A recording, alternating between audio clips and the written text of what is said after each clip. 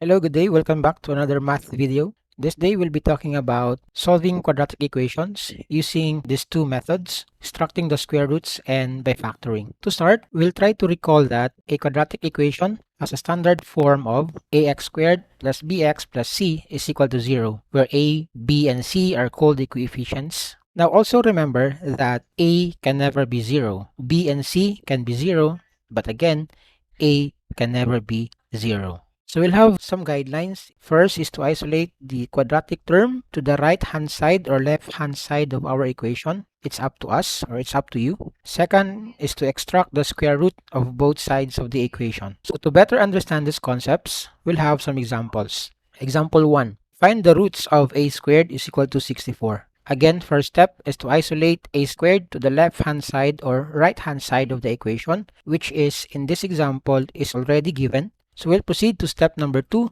which is to extract the square root of both sides. So we will extract the square root of a squared and 64. So square root of a squared is just a, and then the square root of 64 is positive and negative 8.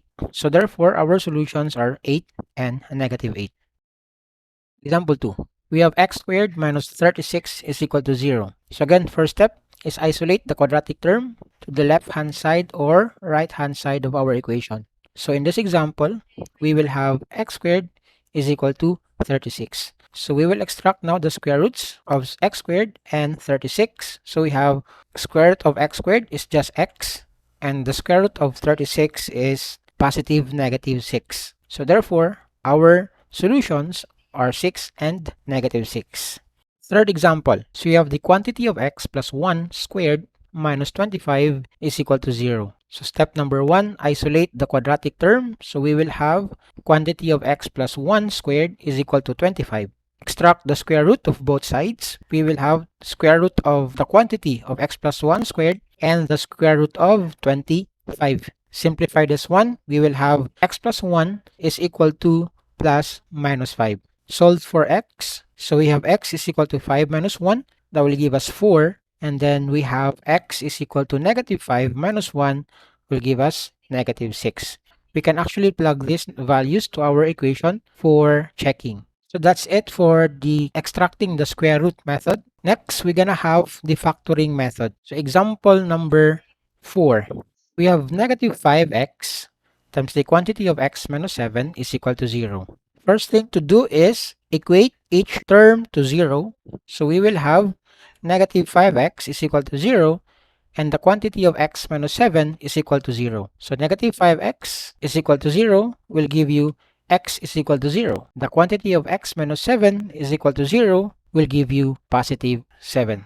So therefore, our solution will be 0 and 7. So this will be the roots of our quadratic equation. Example number 5. So we have 4x times the quantity of x plus 11 is equal to 0.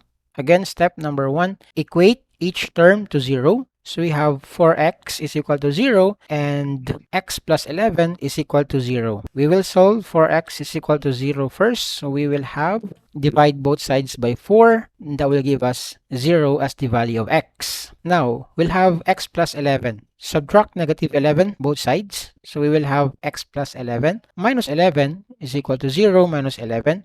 This will be cancelled out, giving us x is equal to negative 11. So therefore, in this example, the solutions are 0 and negative 11. Example number 6. So what if we have this equation? If you notice, it's a bit different from the previous examples. So we have x squared plus 10x plus 21 is equal to 0. Now, in this kind of problem, we'll be using the AC method. I don't know if you are familiar with the AC method.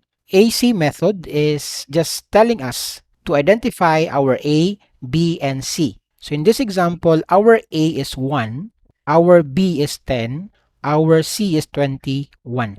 Again, A is 1, B is 10, C is 21. After identifying our A, B, and C, we will multiply A and C. So multiply A and C, that will give us 1 times 21. After that, think of two numbers that when multiplied will give you 21 and whose sum is 10, which is our B. So again, we will think of two numbers, or we will look for two numbers that when multiplied will give us 21 and when added will give us 10.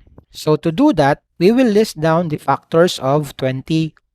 So what are the factors of 21? Of course, we have 1 and 21. 1 times 21 is 21, but that is not equal to 10 when added. Do we have 2? No. So we'll proceed. We'll have 3. 3 times 7 is 21, and then 3 plus 7 will give us 10. So meaning to say, these are the two numbers that we are looking. We have 3 and 7. So we will write the quantity of x plus 3 times the quantity of x plus 7 is equal to 0. And the same thing earlier, we will equate each term to 0. So we will write x plus 3 is equal to 0, and then x plus 7 is equal to 0. We will solve for x plus 3 is equal to 0 first. So we'll have x plus 3 minus 3 is equal to 0 minus 3. And then that will give us x is equal to negative 3.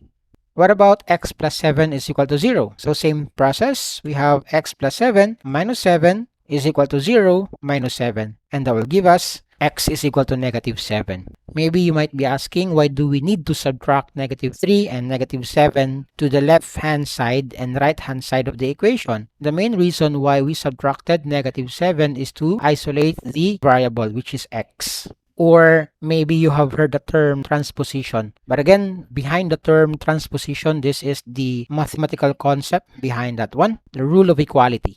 So therefore, our solutions are negative 3 and negative 7. Again, you can check this one. You can plug these values to our equation for verification. Actually, we'll do that. So we will have negative 3 squared plus 10 times negative 3 plus 21. This should be equal to 0. And that is correct. You can try negative 7 for yourself. Okay, next example. Example 7. So we have x squared plus 3x minus 18 is equal to 0. So same thing. Identify our a, b, and c. In this example, our a is 1, our b is 3, our c is negative 18. So multiply a times c, that will give us 1 times 18 is equal to negative 18. And then look for two numbers that when multiplied will give you negative 18 and when added will give you 3. So to do that, we'll list down the factors of our negative 18. We'll start with 1. So you have 1 times negative 18. That will not give us 3. So we'll proceed. How about 2? We have 2 times negative 9. That's negative 7. What about 3 and negative 6? That will give us a negative 3. But again, we are looking for a positive 3. So what we're going to do is we just simply switch the signs. So we have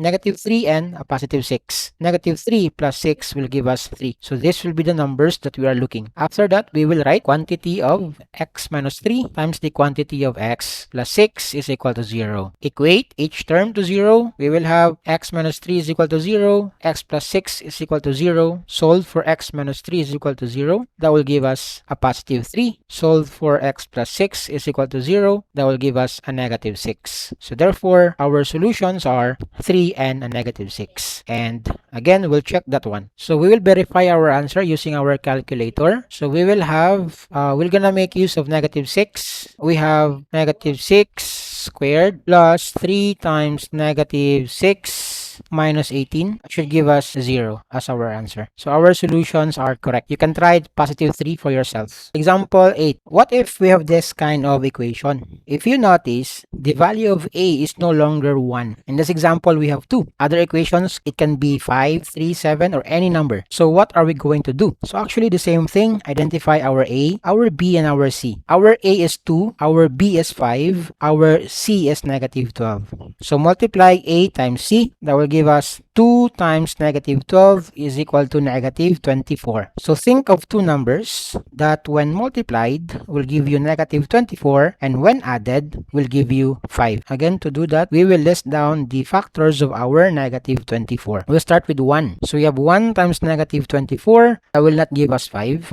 How about 2? 2 times negative 12. negative 24, but 2 plus negative 12 will give us 10. So that is not our solution. What about 3? 3 times negative 8, negative 24. 3 plus negative 8 will give us negative 5, and we are looking for a positive 5. So same thing earlier, we will switch the sign. So we will write negative 3 and 8. So negative 3 times 8 will give us negative 24, and then negative 3 plus 8 will give us 5. So these are the two numbers that we are looking, negative 3 and 8. Now we will try to express 5x as the sum of 3x and 8x. What do I mean by that? Look at our new equation. We have 2x squared plus the quantity of negative 3x plus 8x minus 12 is equal to 0. Notice that once we perform this operation, negative 3x plus 8x, it is just equal to 5x. We just express 5x as the sum of two numbers. So we will now rewrite this equation. This will give us 2x squared minus 3x plus 8x minus 12 is equal to 0. Next thing to do is to group the first two terms, which are 2x squared and negative 3x, and the last two terms, which are 8x minus 12.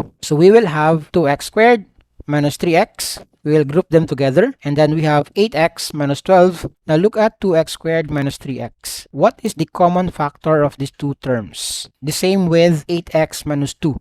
So what are the common factors? In our 2x minus 3x, common factor is x. And in our 8x minus 12, the common factor is 4. So we will factor out x, giving us x times the quantity of 2x minus 3. We will factor out 4, giving us 4 times the quantity of 2x minus 3. Notice that 2x minus 3 is also present to this part of our equation. Meaning to say, we can actually rewrite this as a factor of 2x minus 3, and that will give us the quantity of x plus 4 times the quantity of 2x minus 3 is equal to 0. And I think this part is now familiar to you. What we're going to do next is equate these two terms to 0. So we will write x plus 4 is equal to 0, and then 2x minus 3 is equal to 0. So x plus 4 will give us x is equal to negative 4. 2x minus 3 will give us x is equal to 3 over 2, or 3 halves.